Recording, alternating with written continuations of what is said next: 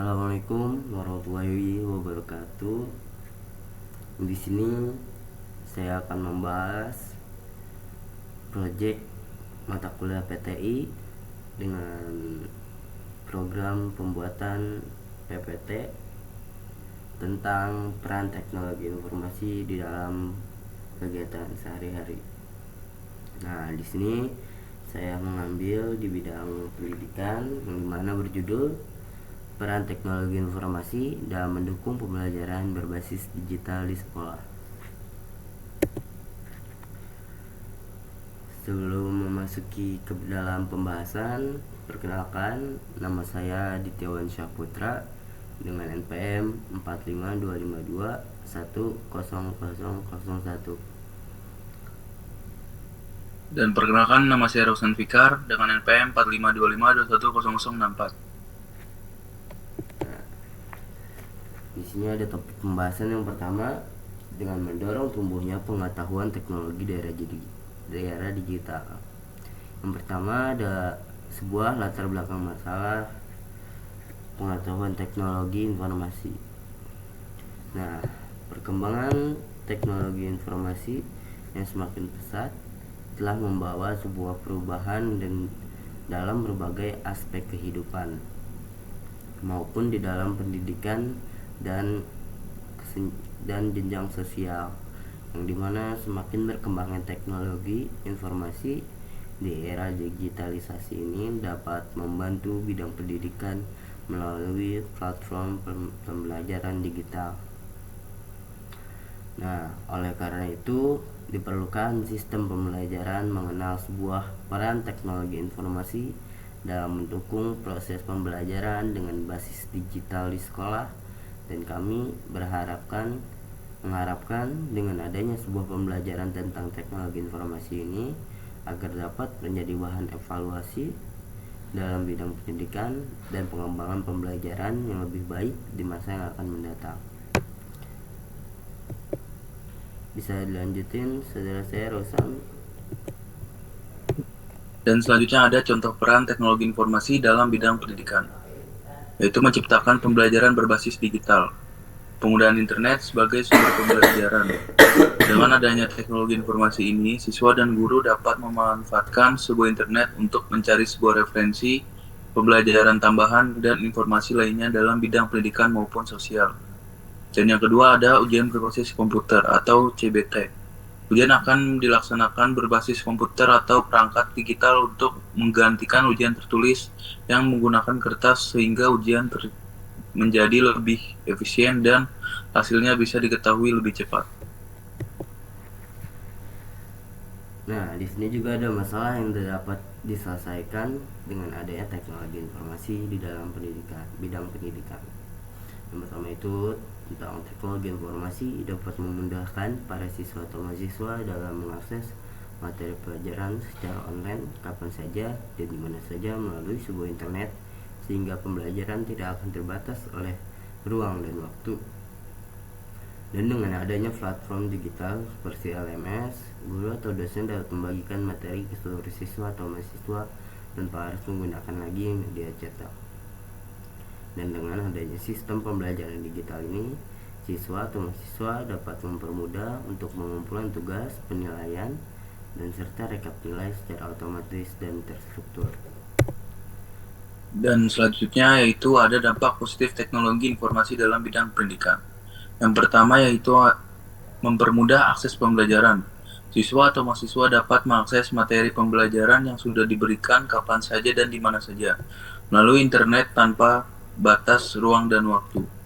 Dan yang kedua ada mendukung pembelajaran berbasis digital. Dengan adanya teknologi informasi memungkinkan penggunaan dalam e-learning, LMS, dan kelas online sebagai alternatif pembelajaran konvensional. Dan yang terakhir, yang ketiga, itu mengembangkan kemandirian dan kreativitas siswa. Dengan ini, siswa akan mempunyai ekspansi untuk belajar mandiri, mencari sebuah informasi, dan mengembangkan pola pikir kritis. Nah, di sini juga ada dampak negatif tentang teknologi informasi dalam bidang pendidikan. Yang pertama yaitu penyalahgunaan teknologi. yang dimana dengan ini masih banyak orang yang menyalahgunakan dalam teknologi ini seperti bermain game, walaupun di dalam pemikiran itu hal yang wajar, tapi ada dampak negatifnya mengakses media sosial dan bisa digunakan untuk mencontek pada saat ujian. Yang kedua, ada menurunnya interaksi sosial, yang dimana dengan pembelajaran berbasis digital secara tidak langsung mengurangi interaksi seorang murid kepada gurunya sehingga kemampuan untuk berkomunikasi sosial berkurang. Dan yang ketiga ini juga yang sedang marak, yaitu kesenjangan digital. Dengan semakin berkembangnya era digitalisasi ini, tidak semua murid bisa memiliki sebuah akses terhadap perangkat dan internet sehingga menyebabkan ketidaksetaraan dalam bidang pendidikan. Dan selanjutnya yaitu ada perkembangan masa depan, yaitu AI atau Artificial Intelligence, yang dimana semakin canggih dan semakin banyak orang yang mempelajari untuk memproduksinya. Dan AI ini juga sangat membantu dalam bidang pendidikan seperti contoh membantu mengerjakan tugas, membantu kita untuk mendapatkan referensi untuk sebuah laporan dan lain-lain. Dan yang kedua ada cloud computing, yaitu merupakan penyimpanan dan pengolahan data berbasis cloud akan semakin dominan dan dapat mengakses data kapan saja dan di mana saja. Dan yang terakhir ada keamanan informasi, yaitu cyber security. Kerap sekali mendengar kata sebuah cyber security yang dimana seiring berkembangnya penggunaan teknologi informasi, keamanan data selalu menjadi prioritas bagi seseorang dengan sistem enkripsi yang lebih kuat. Nah, di sini juga ada kesimpulannya. Teknologi informasi ini sangat berperan penting dalam bidang pendidikan yang mampu meningkatkan kualitas proses pembelajaran dan memanfaatkan teknologi informasi yang dimana para siswa dengan mudah untuk mengakses kembali terhadap materi pembelajaran yang sudah diberikan serta mendukung proses pembelajaran berbasis digitalisasi yang lebih baik, yang lebih praktis. Namun di balik semua itu, perkembangan teknologi informasi di dalam bidang pendidikan juga dapat menimbulkan dampak negatif.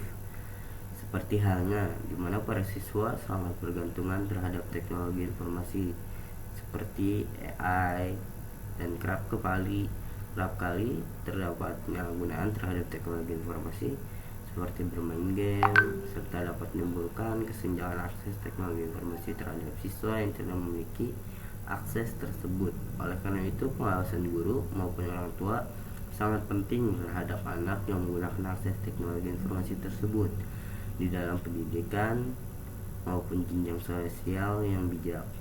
Dan dengan adanya pengawasan yang bijak dari guru maupun orang tua, yang dimana seorang anak dapat memanfaatkan teknologi informasi secara optimal yang dapat meningkatkan proses pembelajaran serta memiliki mutu pendidikan di era digitalisasi.